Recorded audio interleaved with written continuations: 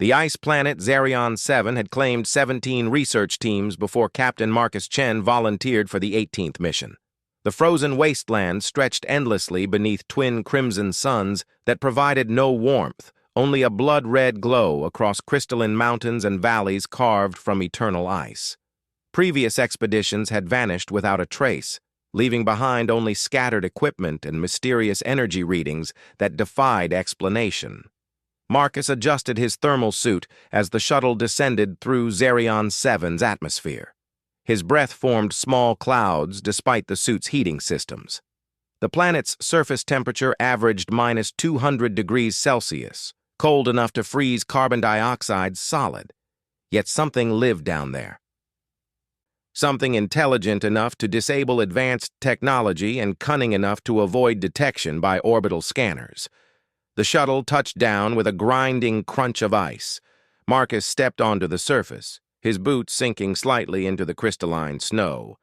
The silence was absolute except for the whisper of wind across ice formations that looked like frozen cathedrals reaching toward the pale sky. "Base camp established," Marcus reported into his communicator. "Beginning preliminary survey." His instruments immediately began registering anomalous readings. Energy signatures that pulsed like a heartbeat emanated from somewhere beneath the ice. The patterns were too regular to be natural, too complex to be simple geology. Something was down there, and it was aware of his presence. Marcus set up his equipment quickly but carefully. Unlike previous teams, he had come alone and with minimal technology. His theory was that large groups and advanced machinery triggered whatever defensive mechanisms had eliminated the other expeditions. He carried only basic survival gear, a simple communicator, and his grandfather's old compass that somehow still worked despite the planet's magnetic interference. As the first day progressed, Marcus noticed something strange. The ice around his camp began to shift subtly, creating small barriers that blocked the worst of the wind. At first, he attributed it to natural ice movement, but the changes were too precise, too helpful to be coincidence. Something was watching him, studying his needs, and carefully adjusting his environment. On the second day, Marcus discovered the first sign of intelligence. Carved into a nearby ice formation were symbols that seemed to change when he wasn't looking directly at them.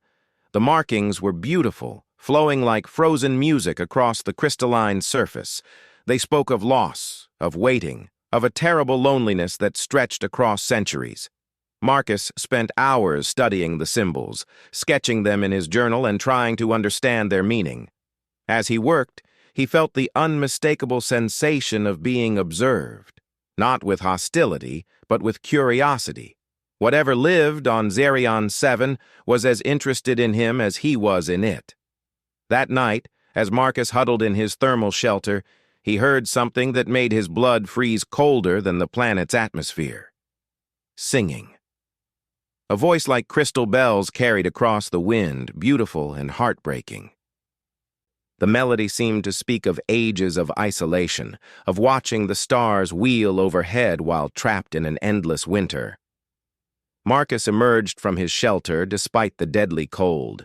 The song was coming from a massive ice formation about a kilometer away, a structure that looked almost like a palace carved from a single glacier. As he approached, the singing stopped, but he could feel eyes upon him, ancient eyes filled with intelligence and sadness. "I know you're there," Marcus called out, his voice echoing strangely in the thin air. "I'm not here to hurt you. I just want to understand." The silence stretched for long minutes. Then, impossibly, the ice began to glow with a soft blue light. The illumination spread through the crystalline structure like veins of liquid starlight, revealing chambers and passages within the frozen palace. At its heart, Marcus glimpsed a figure that seemed to be made of ice itself, beautiful and terrible and utterly alone.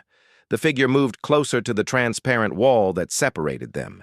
It was clearly feminine in form, with features carved from living ice that shifted and flowed like water frozen mid-motion. Her eyes were the deep blue of Arctic waters, holding intelligence that spanned millennia. When she spoke, her voice resonated through the ice itself. "You are different from the others," she said, her words carrying the weight of countless years. "They came with fire and noise, seeking to conquer and claim. You come with quiet respect. Why?" Marcus felt his heart racing. First contact with an alien intelligence, and she could speak his language. Or perhaps the communication was telepathic, translated through some mechanism he didn't understand. "The others were afraid," Marcus replied honestly. "They saw something unknown and tried to destroy it before it could threaten them. I wanted to understand first. This is your world. I'm the visitor here." The ice being moved closer still, her form becoming clearer through the crystalline wall. She was breathtakingly beautiful, but her beauty carried the sharp edge of winter storms and the depth of frozen oceans. Her touch could kill him in seconds, yet Marcus felt no fear, only wonder. "I am Zephyra," she said, her name like wind through ice caves. "I am the last of the Cryathi, guardians of the winter worlds. For 3,000 years I have watched the stars and waited for someone who might understand that cold need not mean cruel, that ice can be as beautiful as fire." "Why did you eliminate the other expeditions?" Marcus asked, though he kept his tone gentle, non-accusatory. Zephyra's expression grew sad, ice crystals forming in the air around her as her emotions affected the temperature. "They brought weapons that burned and devices that sought to melt my world. When they saw me, they screamed in terror and tried to destroy me. I defended myself as any being would, but I took no pleasure in it. Each death added to my loneliness." Marcus understood now. The previous teams had seen an alien presence and immediately assumed hostility. Their fear had made them dangerous, and Zephyra had eliminated threats to her survival. But Marcus had approached with respect and curiosity instead of suspicion and aggression. "You've been alone for 3,000 years?" Marcus asked, his heart aching for this ancient being. "My people were nomads of the ice worlds," Zephyra explained, her form shimmering as she spoke. "We followed the winter storms between planets, living in harmony with the cold. But a plague came, something that turned our ice to poison. One by one, my kind died, until only I remained. I came here to wait for the end, but the end never came. I simply continued." The weight of such loneliness was staggering. Marcus tried to imagine 3 millennia of solitude, watching civilizations rise and fall from the surface of a frozen world. No wonder she had been so defensive when strangers arrived. "I'm sorry," Marcus said, meaning it completely. "No one should have to endure that alone." For the first time, Zephyra's expression showed something other than sadness or caution. Hope flickered in her ancient eyes like the first light of dawn after an endless night. "You truly mean that," she said, wonder in her voice. "In all my years, no warm blood has ever expressed sympathy for my kind. They see ice and cold and assume cruelty. But you see beyond the surface." Marcus nodded. "My species has a saying, 'Don't judge a book by its cover.' We've learned that intelligence and goodness can take many forms. Just because something is different doesn't make it evil." The ice wall between them began to thin, becoming more transparent. Zephyra was allowing him closer, trusting him in a way she hadn't trusted anyone in millennia. "Your kind interests me, Marcus Chen," she said, somehow knowing his name, though he hadn't given it. "You show courage without aggression, curiosity without greed. These are rare qualities in any species." "We're not all like the previous teams," Marcus assured her. "Humanity has learned a lot about the dangers of prejudice and fear. We've made mistakes, but we try to learn from them." Zephyra moved even closer to the barrier, her icy features becoming clearer. Marcus could see the intricate patterns that flowed across her skin like living fractals, beautiful and hypnotic. "I have been watching your species for some time," she admitted. "Your ships pass through this system occasionally. I have listened to your transmissions, learned your languages. Humanity shows promise, but also the capacity for great cruelty." "That's true," Marcus acknowledged. "We're flawed, but we're also capable of great compassion and growth. The fact that I'm here, talking to you instead of shooting first, shows we can change." The wind outside the ice palace began to calm, and Marcus realized that Zephyra's emotions directly affected the weather patterns around her. As her mood improved, the eternal storms of Zarion 7 grew gentler. "I have a confession," Zephyra said, her voice becoming softer. "I have been lonely for so long that I almost forgot what it felt like to hope for companionship. Your arrival has awakened something in me that I thought was dead forever." Marcus felt his chest tighten with emotion.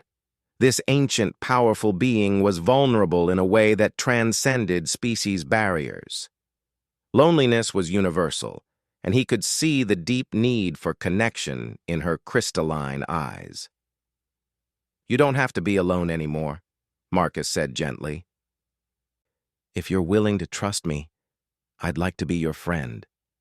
And through me, perhaps you could meet others of my kind who would appreciate your unique beauty and wisdom."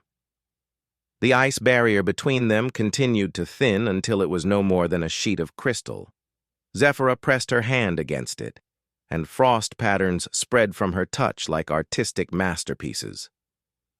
"Friendship," she whispered the word as if tasting something sweet for the first time. "I had almost forgotten what that meant." Marcus approached the barrier and placed his gloved hand opposite hers. Even through the ice and his protective gear, he could feel the incredible cold radiating from her touch. It should have been painful, but somehow it felt right, like two missing pieces of a cosmic puzzle finally finding each other.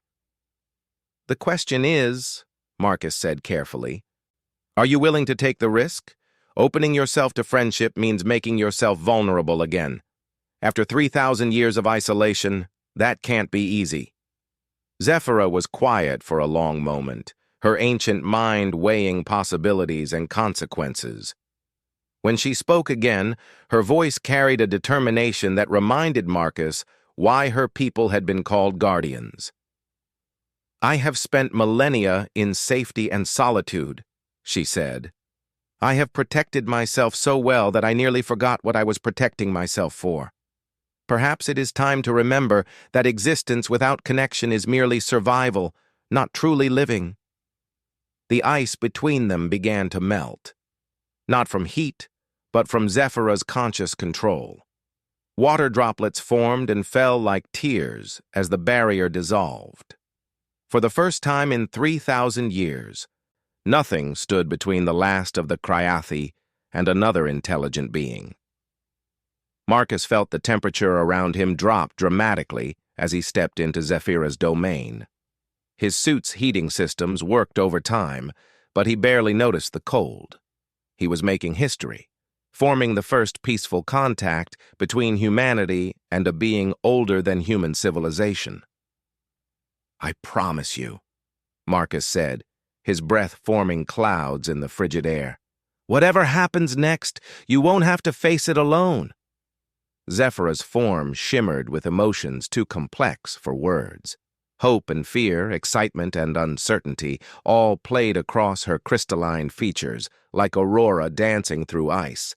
The first step toward warming her frozen heart had been taken. The next morning, Marcus woke to find his camp transformed. Ice sculptures surrounded his thermal shelter, delicate and beautiful creations that caught the red sunlight and threw rainbow patterns across the snow. Each sculpture told a story, scenes of the Cryathi in their prime, ice cities that floated between stars, and moments of joy from a civilization now lost to time. Zephyra stood among her creations like a goddess of winter, her form more solid and defined than the day before. She had spent the night crafting these memories in ice, sharing pieces of herself that she had never shown to another being. "They're beautiful," Marcus said as he emerged from his shelter, his voice full of genuine wonder. "Your people, your history, it's incredible." "I wanted you to understand," Zephyra replied, moving gracefully between the sculptures.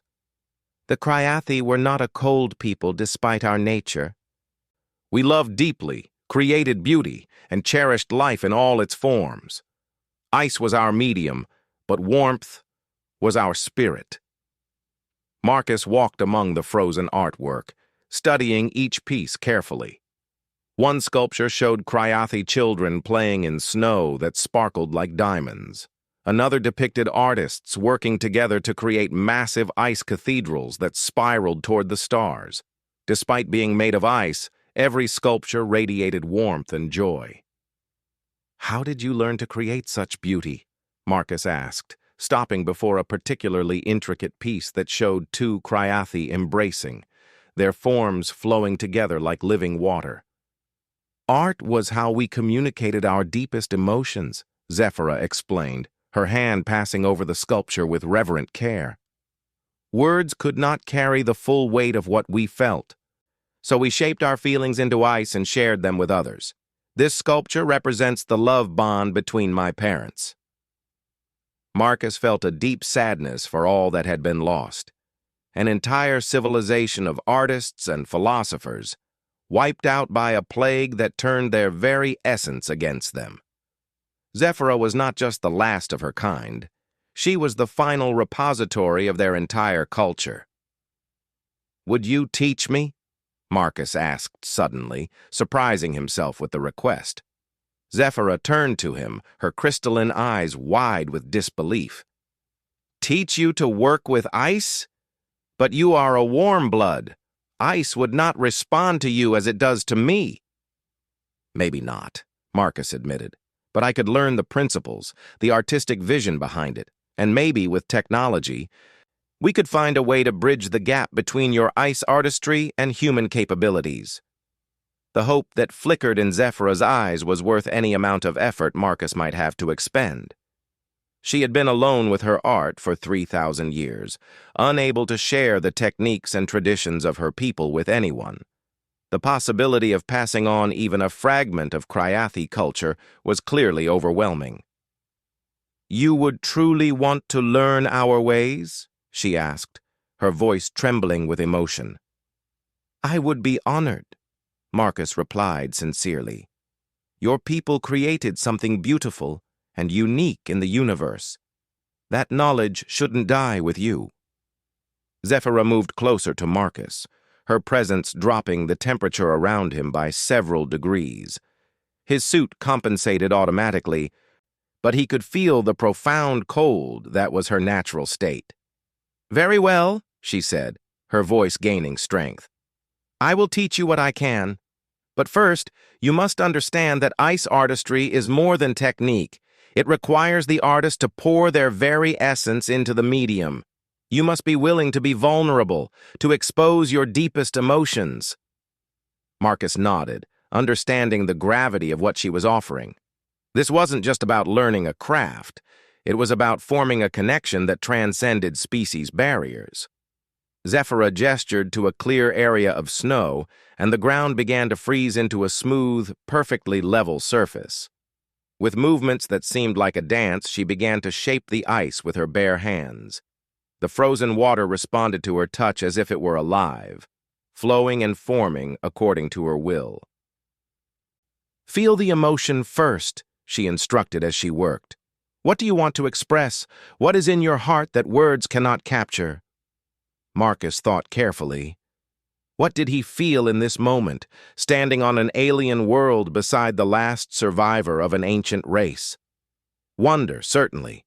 Privilege at being trusted with such sacred knowledge. But underneath it all was a profound sadness for all that had been lost, and a fierce determination to ensure that some part of Zephyra's heritage would survive. "I want to express the weight of carrying your people's memory," Marcus said slowly. "The beauty of what they were, but also the terrible responsibility you bear in being the last one left. Zephyra paused in her work, ice crystals forming around her as her emotions spiked. "You understand," she whispered. "You truly see the burden I carry." "Show me how to capture that in ice," Marcus requested. Though Marcus couldn't manipulate the ice directly, Zephyra guided his hands with hers, her touch so cold it numbed his fingers even through his thermal gloves. Together, they shaped a sculpture that somehow embodied both the majesty of the lost Cryathi civilization and the lonely vigil of its final guardian. As they worked, Zephyra began to speak of her people in greater detail. She told Marcus of the Great Wandering, when the Cryathi had left their homeworld to explore the ice world scattered throughout the galaxy. She described the philosophy of thermal harmony, the belief that all temperatures served a purpose in the cosmic balance and that cold was as necessary as heat for life to flourish. "Many species fear the cold," Zephyra said as she helped Marcus refine a delicate detail in their sculpture. "They see it as death, as the absence of life. But we understood that cold preserves, protects, and creates its own unique forms of beauty. Ice can be as alive as flame if you know how to listen to it." Marcus found himself becoming fascinated by this perspective. Human culture had always associated warmth with life and comfort, while cold represented hardship and death. But through Zephyra's eyes, he began to see the cold as something magnificent in its own right. "Is that why you were drawn to this planet?" Marcus asked. "Because it embodied the perfect expression of cold." "Partly," Zephyra admitted, "but also because Zerion 7 is located at a crossroads of several space routes. I hoped that someday travelers would come who might understand what I was trying to preserve here.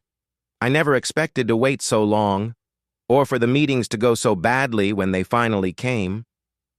Their sculpture was taking shape now, a complex interweaving of forms that seemed to capture the essence of memory itself. Marcus was amazed at how therapeutic the process was, how the act of creating something beautiful helped him process the emotions of this extraordinary encounter. "The previous expeditions," Marcus said carefully, "what exactly happened to them?" Zephyra's expression grew troubled, frost forming in the air around her. "The first few teams arrived with heavy equipment and weapons. When I tried to communicate, they opened fire immediately. I defended myself, but I tried to be merciful. I created ice storms that drove them away rather than killing them outright. But they kept coming back with bigger weapons," Marcus guessed. "Yes," Zephyra confirmed sadly. "Each expedition was more heavily armed than the last. Eventually, I had to choose between my own survival and theirs. I chose to live, hoping that someday someone like you would come instead." Marcus felt a chill that had nothing to do with the temperature. He could imagine the fear and confusion of those first contact teams encountering something beyond their understanding and reacting with violence. And he could equally imagine Zephyra's growing desperation as encounter after encounter ended in bloodshed. "You defended yourself," Marcus said firmly. "Any being has that right. The fault lies with those who shot first and asked questions never." "But the guilt remains," Zephyra whispered.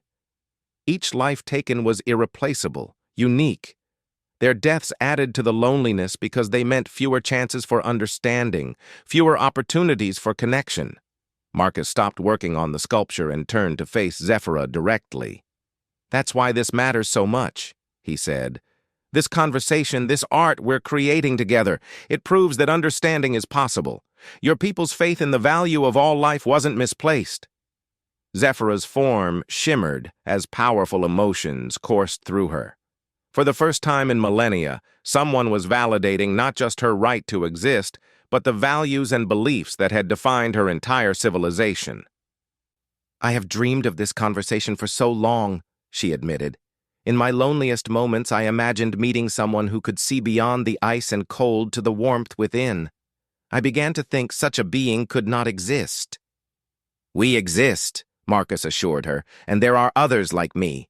Humans who choose understanding over fear, who find beauty in diversity rather than threat. Tell me about them, Zephyra requested. Tell me about your people's capacity for acceptance. Marcus spent the next several hours sharing stories of humanity's progress. He spoke of first contact protocols designed to prevent misunderstandings, of diplomatic corps trained to bridge cultural gaps, of artists and scientists who dedicated their lives to celebrating the diversity of intelligent life in the galaxy. As he spoke, Marcus noticed changes in Zephyra herself. Her form became less rigidly crystalline, more fluid and expressive. The eternal winter storms that had raged around the ice palace began to calm, and for the first time in centuries, actual sunlight, weak and red though it was, penetrated to the planet's surface without being scattered by wind and snow. Your hope is infectious, Zephyra observed with something that might have been a smile. I can feel possibilities awakening that I had thought frozen forever. Hope is one of humanity's greatest strengths, Marcus replied. Even in our darkest moments, we find reasons to believe that tomorrow can be better than today. And love? Zephyra asked suddenly, the question catching Marcus off guard. Do your people understand love across different forms of being? Marcus thought of the many interspecies relationships he had witnessed among the stars. Humans and the silicon-based Crystari, partnerships between the energy beings of Proxima and the methane breathers of Titan. Love, it seemed, was indeed universal. We do, Marcus said softly. We've learned that connection and caring can bridge any gap, even the space between different forms of life. Zephyra was quiet for a long moment, her ancient mind processing implications that Marcus could only guess at. When she spoke again, her voice carried a vulnerability that made his heart ache. I have been alone for so long that I had forgotten what it meant to feel warmth toward another being. But speaking with you, creating art together, sharing the memories of my people, I find myself experiencing emotions I thought had frozen permanently. Marcus felt his pulse quicken. Was she saying what he thought she was saying? The idea of an emotional connection between a human and an ancient ice being should have seemed impossible, yet somehow it felt as natural as breathing. Zephyra, Marcus said carefully, are you saying that you're beginning to care for me? As more than just a friend?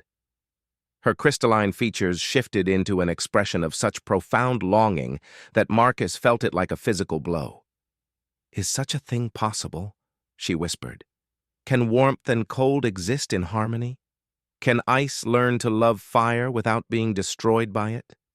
Marcus stepped closer to her, close enough to feel the intense cold radiating from her form. His suit's heating systems kicked into overdrive, but he barely noticed.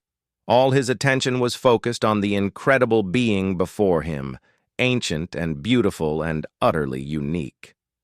I don't know, Marcus admitted honestly, but I'd like to find out, if you're willing to try. The smile that spread across Zephyra's face was like sunrise after the longest night. For the first time in 3,000 years, the last of the Cryathi was no longer alone. And for the first time in his life, Marcus Chen understood that love could take forms beyond anything he had previously imagined. The frozen heart was beginning to warm, and with it, the promise of something unprecedented in the galaxy's long history. 3 months after first contact, Marcus stood in the communications center of the research station that had been built on Xerion 7's surface. The facility was a marvel of engineering, designed to withstand the planet's extreme cold while providing comfortable living conditions for both humans and their extraordinary host. Zephyra moved through the specially constructed chambers like living artwork, her presence transforming sterile corridors into galleries of ice sculpture. The station represented something unprecedented in galactic history, a joint research facility dedicated to preserving and studying cryathi culture while fostering understanding between species. Scientists, artists, and diplomats from across human space had volunteered for the program, each one carefully screened to ensure they possessed the patience and respect necessary for such delicate work. The cultural exchange program has exceeded all expectations, reported Dr. Sarah Kim, the station's chief anthropologist, as she updated Marcus on the latest developments. Zephyra has shared more about cryathi philosophy and art in these 3 months than we could have hoped to learn in decades of traditional research.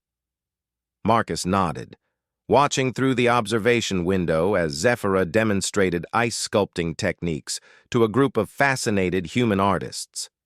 Her movements were graceful beyond description, each gesture flowing into the next as she shaped frozen water into forms that seemed to capture emotions and memories in crystalline perfection. "And the medical data?" Marcus asked, referring to the ongoing study of how Zephyra's unique physiology functioned. "Remarkable," Dr. Kim replied, pulling up holographic displays of the latest findings. "Her cellular structure operates on principles we're still trying to understand. The ice that forms her body isn't ordinary frozen water. It's something far more complex, almost like a living crystal matrix that can adapt and change based on her emotional and mental state." Marcus had witnessed this phenomenon firsthand during their growing relationship. When Zephyra experienced strong emotions, particularly positive ones, her entire form would shimmer and flow like liquid starlight frozen in motion. It was the most beautiful thing he had ever seen. "Have you made any progress on the temperature compatibility issue?" Marcus asked quietly. This was the question that haunted both him and Zephyra. Despite their growing emotional connection, physical contact between them remained extremely limited.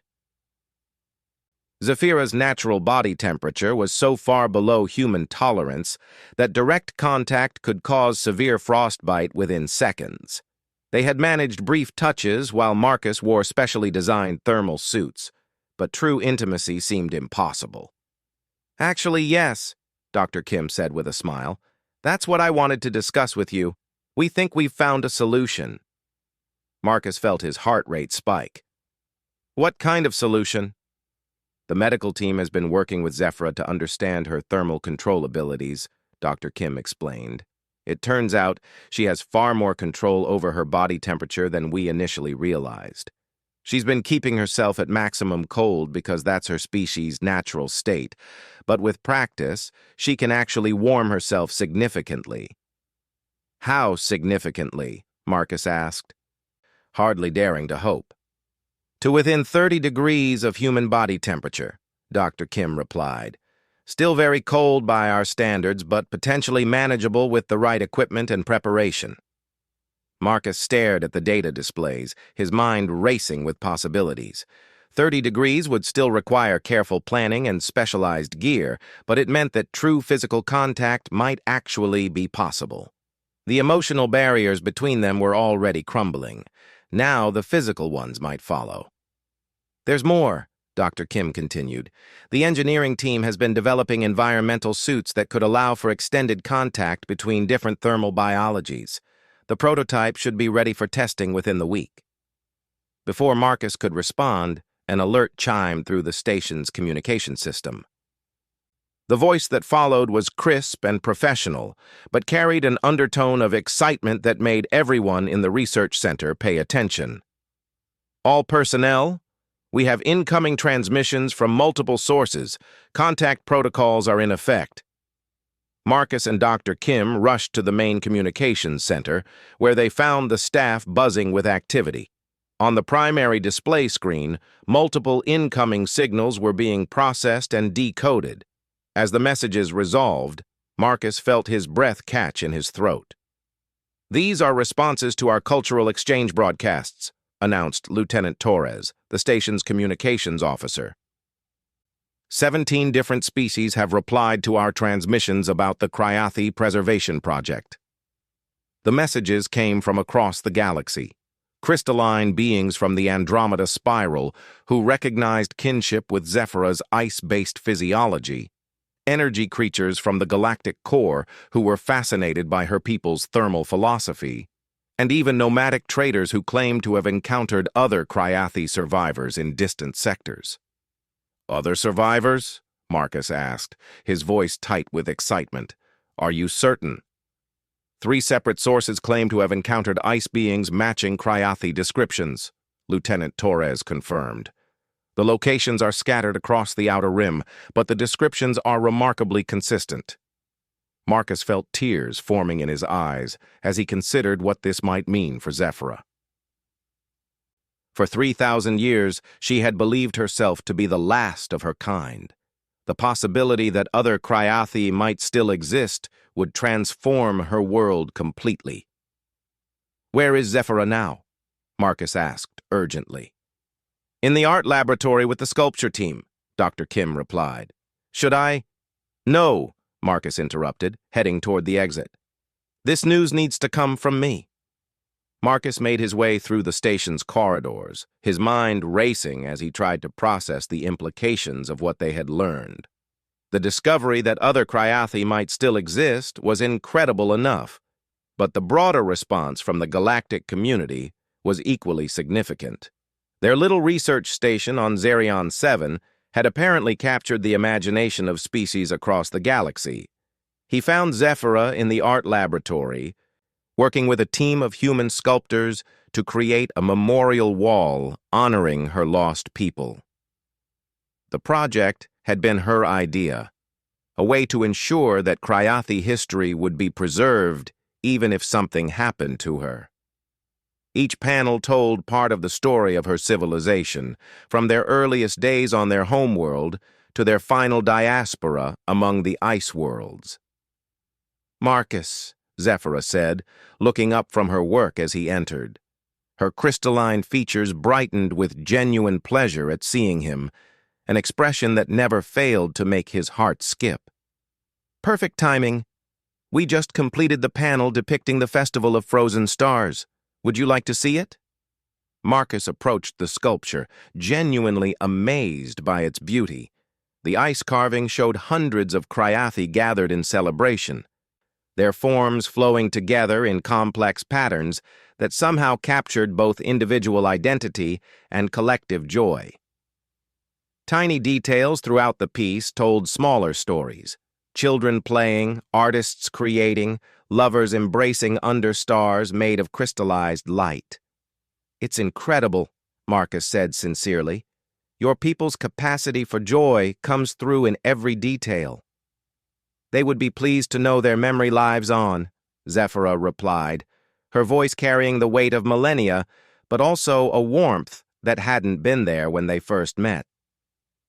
"Thanks to you and your people, the Cryathi will not be forgotten." "About that," Marcus said carefully, his heart pounding as he prepared to share the news. "Zephyra, we need to talk. Something extraordinary has happened." The change in his tone immediately got her attention. The other humans in the laboratory, sensing the gravity of the moment, quietly withdrew to give them privacy. Zephyra moved closer to Marcus, her presence dropping the temperature around them but filling the space with an almost palpable sense of anticipation. "What is it?" she asked, her ancient eyes searching his face for clues. "The cultural exchange broadcasts we sent out," Marcus began. "They've generated responses from across the galaxy. 17 different species have contacted us, expressing interest in the preservation project and in learning more about Cryathi culture." Zephyra's form shimmered with surprise and pleasure. 17 species? That's more than have shown interest in my people in the last 3 millennia combined." "That's just the beginning," Marcus continued, his voice growing stronger as he delivered the news that would change everything. 3 of those species have reported encounters with other ice beings matching Cryathi descriptions. Zephyra, you may not be the last of your people after all." The silence that followed was so profound that Marcus could hear the hum of the station's life support systems. Zephyra stood perfectly still, her crystalline form frozen not by cold but by shock. When she finally spoke, her voice was barely a whisper. Others? There are others? We don't know for certain yet, Marcus said gently, reaching out to take her hand despite the cold. The reports are from distant sectors, and we'll need to investigate each one carefully. But the descriptions are detailed enough to suggest that at least some Cryathi survived the plague that destroyed your homeworld. Zephyra's emotional response was immediate and overwhelming. Ice crystals formed in the air around her as her temperature dropped even further, while her form began to shift and flow like water caught in the moment between liquid and solid. Marcus had learned to read these changes in her physiology. They indicated emotions too powerful for her conscious control to contain. 3,000 years, she whispered, ice tears forming at the corners of her eyes and falling to shatter like diamonds on the laboratory floor. 3,000 years of believing I was alone, and there may be others who survived. There may be, Marcus confirmed, squeezing her hand gently. And even if we don't find other Cryathi, look at what's happening here. Your culture isn't dying with you anymore. These human artists are learning your techniques, philosophers are studying your people's thermal harmony theories, and musicians are composing pieces inspired by your traditional songs. Zephyra looked around the laboratory with new eyes, seeing not just her memorial project, but evidence of her people's cultural resurrection. Human hands were learning to shape ice according to Cryathi principles. Human minds were grasping concepts that had been developed over millennia of cold world existence. The preserve grows, she said slowly, understanding dawning in her voice. Not just the memory of what was, but the living practice of what could be again. Exactly, Marcus said, feeling his own emotions threatening to overwhelm him. Whether we find other Cryathi or not, your people's legacy will continue. But now, with these new reports, there's hope for something even more extraordinary. Zephyra pulled her hand free from Marcus's grip and moved to the center of the laboratory. With movements that seemed like a dance, she began to create something new in the ice, not a sculpture this time, but a complex three-dimensional map showing the galaxy with glowing points marking the reported Cryathi sightings. Here, she said, her voice gaining strength as she worked, near the Veil Nebula, here in the outer spiral, and here in the dark sector where few ships travel. Each location pulsed with soft light as she incorporated it into the ice map. If the reports are accurate, the survivors scattered far and wide. They may have established new communities, new ways of life. We'll find them, Marcus promised, watching her work with admiration. However long it takes, however far we have to travel, we'll find them. Zephyra paused in her creation and turned to face Marcus directly. Her crystalline features were transformed by hope and determination, emotions that had been buried under millennia of despair, but were now burning as bright as stars. Will you come with me? She asked, her voice carrying a vulnerability that made Marcus's heart ache. When we begin the search, will you be there beside me? Marcus didn't hesitate for even a moment. Always, he said firmly. Whatever we find out there, wherever the search leads us, you won't face it alone. The smile that spread across Zephyra's face could have melted the ice of her homeworld. For the first time since the plague destroyed her people, she was looking toward a future filled with possibility rather than dwelling on a past filled with loss. Then let us prepare, she said, her voice ringing with new purpose. There are stars to search and perhaps, if we are fortunate, family to find. Over the following weeks, the station transformed from a research facility into a staging ground for the greatest search and rescue mission in galactic history. Ships arrived carrying diplomats, explorers, and scientists from dozens of species, all eager to participate in the hunt for the lost Cryathi. The cultural exchange that had begun with one lonely being and one curious human had evolved into something unprecedented, a galaxy-wide effort to reunite a scattered people. Zephyra threw herself into the preparations with an energy that amazed everyone who knew her story. She worked with navigation specialists to plot search routes, collaborated with xenobiologists to develop detection methods for Cryathi life signs, and spent long hours teaching volunteers the basics of Cryathi culture and communication. Through it all, Marcus remained at her side, their relationship deepening with each passing day.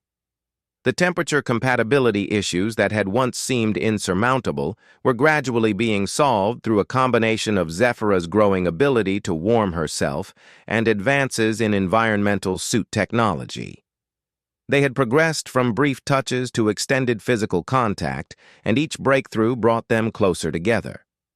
The night before the search fleet was scheduled to depart, Marcus and Zephyra stood together on the observation deck of the station, watching the assembled ships through the transparent aluminum windows. The fleet was an impressive sight, vessels from dozens of worlds united in common cause. "Are you nervous?" Marcus asked, taking Zephyra's hand in his specially designed thermal glove. "Terrified?" she admitted with a laugh that sounded like wind chimes in a gentle breeze. "For 3,000 years, I have dreamed of finding others of my kind.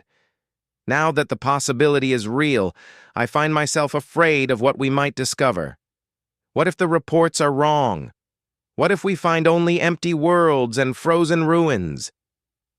"Then we'll know we tried," Marcus replied, bringing her hand to his lips for a gentle kiss, despite the barrier of his glove. "And either way, you're not alone anymore. The Cryathi culture lives on through you and through everyone you've taught. Your people's legacy is secure." "Our people's legacy," Zephyra corrected softly. "You are part of this now, Marcus Chen. Part of the story that began with the first Cryathi and will continue long after both of us have returned to the cosmic ice." Marcus felt tears freezing on his cheeks as the full weight of what she was saying hit him. He had come to Zarion 7 as an explorer seeking to solve a mystery. Instead, he had found something infinitely more precious, love that transcended the boundaries between species, and a purpose that would define the rest of his life. "I love you," he said simply, the words carrying across the space between them like a promise written in starlight. "And I love you," Zephyra replied, her crystalline form shimmering with emotions that had been locked away for millennia. "You warmed my frozen heart and taught me to hope again. Whatever we find among the stars, that gift can never be taken away." As they stood together watching the search fleet prepare for departure, Marcus reflected on the incredible journey that had brought them to this moment. What had begun with fear and misunderstanding had transformed into something beautiful and unprecedented. Humanity had found not just a new ally among the stars, but proof that love and understanding could bridge any gap, overcome any difference. The search for the lost Cryathi would take them across the galaxy and into the unknown. But whatever they found in the darkness between stars, they would face it together. The last guardian of an ancient people and the human who had chosen to share her vigil. The frozen heart had become a warm one, and from that warmth, hope bloomed eternal among the stars.